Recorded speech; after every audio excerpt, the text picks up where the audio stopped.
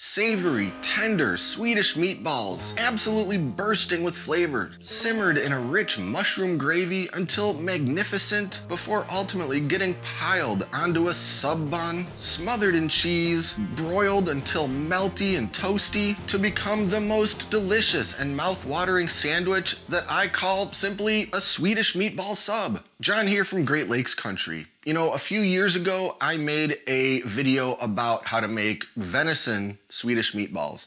Of course, those were delicious. Very classic meatball in that Swedish meatball gravy. I've also made videos about making Italian-style meatballs, and I think I've got an Italian meatball sub sandwich video in there somewhere. But not that long ago, I was thinking about the fact that I've never seen a Swedish meatball sub before in my life. Don't even really know if they exist. But why wouldn't they? They've got all the components of an amazing meatball sub. Some outstanding meatballs, a very savory and thick sauce, throw in some mushrooms, a little onion, cover it all in a nice cheese like Gruyere or Swiss, get it melty under the broiler. How is that not going to be incredible? So for pretty much generations, an Italian-style meatball sub has enjoyed all of the glory. Well, that's changing today. And when you see this sandwich that we're gonna be making, I think, or at least hope, that you'll agree. So let's get right into this and start taking a look at the ingredients we need to make our homemade Swedish meatballs. And here's the meat we're gonna be using today to make our Swedish meatballs. What I've got here is 1/2 of a pound of ground pork and 1/2 of a pound of 80/20 ground beef. Pretty straightforward, pretty standard meatball mixture for something like this. And we pretty much gotta combine it together along with a bunch of other ingredients. Next, we need to do just a little bit of prep work, starting by getting ourselves one medium-sized yellow onion, and we're going to grate 1/2 of it. Yes, of course, you could just chop it up with a knife, but if you do that, I would go very fine, practically a mince, because we're mixing this onion into the meatball mixture, and for a Swedish meatball, I personally don't like great big chunks of onion right in there. But grating it up works very well, really breaks it down, and is perfect for mixing with that meat. Next, we've got ourselves a red onion, and for this one, we're going to be slicing it very thinly because it's actually going to be a topping for this eventual sandwich itself. So I'll just get to cutting some slices that are about as thin as I can do with this chef knife. And yeah, you could use a mandolin slicer, but I really kind of hate those things. Cut myself with them more than once, and really for just the little bit of red onion that we need, this is gonna work out just fine.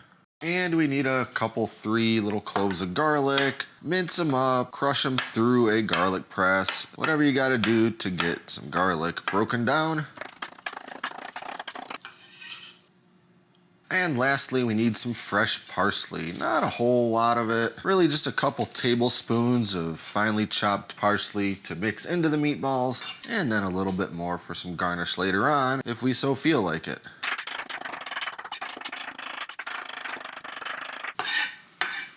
Now we should be ready to start putting together our meatball mixture, starting with that 1/2 pound of ground beef, 1/2 pound of ground pork, and to that we will add 1/4 of a cup of ordinary breadcrumbs, 2 tablespoons of that fresh parsley, bunch of dry seasonings, 1/4 teaspoon of allspice, 1/2 teaspoon nutmeg, 1 teaspoon onion powder, 1 teaspoon garlic powder, 1/2 teaspoon black pepper, and a 1/2 teaspoon kosher salt. Then we'll throw in that grated yellow onion, that minced up garlic, and 1 egg. Now we'll just get all those ingredients thoroughly mixed together. Squish it, fold it, knead it, whatever you need to do to incorporate all of that stuff with all of that meat. If I was doing a larger batch, I might use the KitchenAid mixer with the paddle attachment, but for a batch this size, this is gonna work fine, and it's just gonna take a couple minutes. And I'll just keep going until everything looks pretty well mixed. The meat is not sopping wet and starting to get a bit sticky.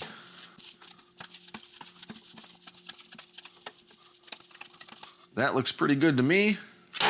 So now we just need to cover with some plastic wrap, put this whole thing in the fridge for 1/2 an hour. Let all those dry seasonings hydrate a little bit, let all those flavors really marry together, and then we'll be ready to form up some meatballs.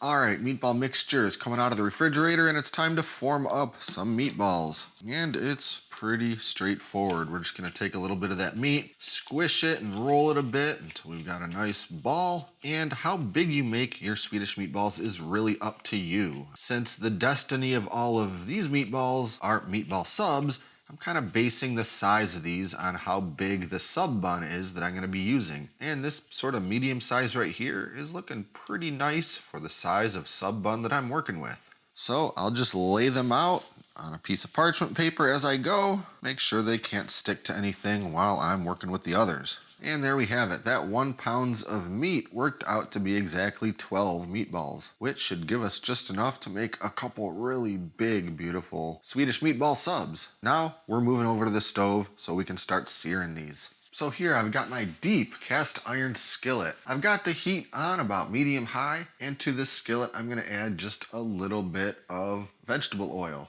Just enough to coat the bottom of that skillet. And when that oil is good and hot, I'll just start setting in a few of those meatballs, start browning the outsides, start forming a beautiful crust. I'll let them cook on each side for just a minute. Then I'll carefully turn each meatball, sear the other side, try to get as evenly of a sear on all sides as possible. And I won't be able to fit all of them in this skillet at once, so I'll do them in a couple of batches. And note that I'm not trying to cook these meatballs all the way through at this point. If they were much smaller, they probably would cook all the way through just from this searing step. But these, a little bit bigger, really just trying to get a crust on the outside, and the rest of the cooking will come a little bit later. Anyway, once I've got all 12 of my meatballs beautifully seared on all sides, I'll get all of them out of that skillet. Alright, meatballs are seared and I've got them set aside for just a few minutes, and right into the same skillet I'm going to drop in about 5 tablespoons of butter. Let that start melting. Temperature's down to about medium heat because now we have to make the sauce or gravy component of these Swedish meatballs. And once that butter's about melted, in goes half a pound of sliced white mushrooms, followed by a pretty generous sprinkling of some kosher salt. Now I'm going to let those mushrooms cook and saute down in that melted butter. Cook most of the moisture out of them, get them nice and soft. And by the way, if you don't like mushrooms and you don't want them in your gravy, just skip this step. Melt the butter and then jump right ahead to the flour step, which we'll be doing next. And when those mushrooms are looking beautiful and most of that liquid is evaporated, we're sprinkling over 3 tablespoons of all-purpose flour, getting that all mixed into those buttery mushrooms, because of course we're making ourselves a roux. Just get that all mixed in until it's looking pretty pasty, and then just let that flour cook onto those mushrooms for about a whole minute. After which we can start incorporating our liquid for this gravy, starting with 2 cups of beef broth. And I'll just add a little bit at a time, whisking pretty much constantly. Get some in there, let it get pretty thick, add a little more, whisk it some more. Just repeat until all of that beef stock is in there. Now I'll let all of that come back up to a low simmer, and then I'll start adding in my heavy cream, 1 cup. Again, just a little at a time, whisking pretty much constantly. And while I let this once again start to come up to a simmer, I'll add a few more ingredients. A half teaspoon of nutmeg, 1/4 teaspoon black pepper, about a teaspoon of some good Dijon mustard, and 2 teaspoons of soy sauce. You could use Worcestershire sauce instead. I don't happen to love Worcestershire sauce, but a little bit of soy sauce will give it a very similar umami boost. Darken the color up just a little bit, add some savory to the whole thing without that sort of sour Worcestershire taste that I don't really care for. But either will work perfectly fine, depending on your preference. Now I've got the heat reduced to very low, and I'm just gonna let this sauce simmer for a few minutes till it starts to thicken up a little bit more. Optionally, I could add a tiny bit of browning sauce like Kitchen Bouquet just to make the color a little darker and a little prettier. Doesn't really contribute much to the flavor, but sometimes that cream can lighten it up so much that this just helps kind of bring it back to where I think it looks the most beautiful. Completely optional. Alright, I'm liking the consistency of this gravy. So we're bringing those meatballs back in and submerging them right into that sauce. This is gonna make the meatballs taste better. This is gonna make the gravy taste better. And it's going to finish cooking these meatballs the rest of the way through. And I'll just make sure they're totally covered in some of that sauce. It's not exactly deep enough to completely bury them in the sauce, but as long as they've all got some good coverage, they're gonna do fine. Now, as everything starts to come up to a low simmer, once again, I'll go ahead and put a lid on the skillet, still on very low heat, and we're just gonna let everything in there simmer away for about 15 minutes or until those meatballs have cooked and the internal temperature of them have reached at least 160 degrees Fahrenheit. Okay, our beautiful Swedish meatballs are done, and it's finally time to build the most exquisite sandwich. And yes, this is an enormous sub bun, but worry not, this is gonna be feeding 2 of us today. Now, with any good meatball sub, you really gotta pick the right kind of sub bun. You want something that's got some good structure to it, but is also pretty pliable. One of those super crusty baguette styles, they're not gonna work that well, because as soon as you start opening it up, you're just gonna rip that seam, it's gonna crack, it's gonna split, and for kind of a saucy, sloppy thing like a meatball sub, you really want that hinge to stay intact as best you can. And I'm sure I'm not gonna cut this in the most technically proper way like they would at a sub shop, but I'm gonna give it my best try anyway. Hope I don't screw it up. Now, we definitely wanna open this thing up quite a bit to start filling it with goodness, but again, I do not wanna break that seam. And it breaks my heart a little bit to tell you that I didn't have my camera running when I started loading these meatballs into this sub bun. You didn't really miss anything except just a gorgeous action shot of the most delicious looking meatballs. I was able to fit 5 of them in perfectly into this bun, and you know I didn't forget about that mushroom gravy. We're definitely gonna get some of that in here, making sure to get a couple good spoonfuls of those mushrooms.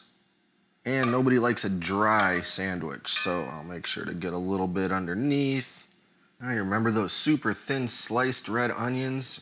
Gotta get some of those on there. You don't need to go crazy. Just a little touch is gonna really bring something to this sandwich, I think.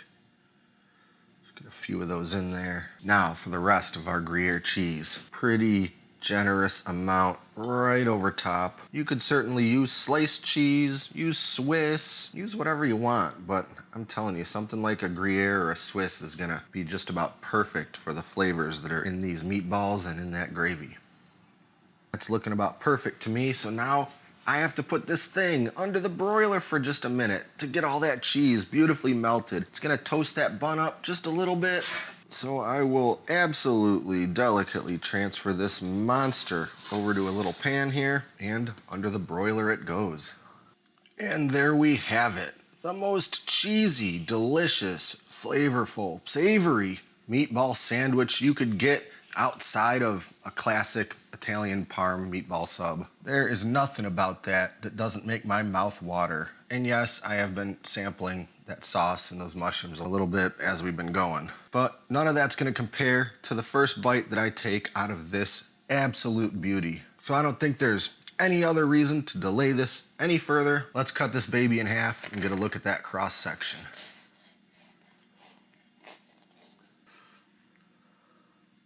You could sit there and tell me that you wouldn't want to take a huge bite out of this thing, but I'm sure you know that I wouldn't believe you. I am so ready for this one. Let's go.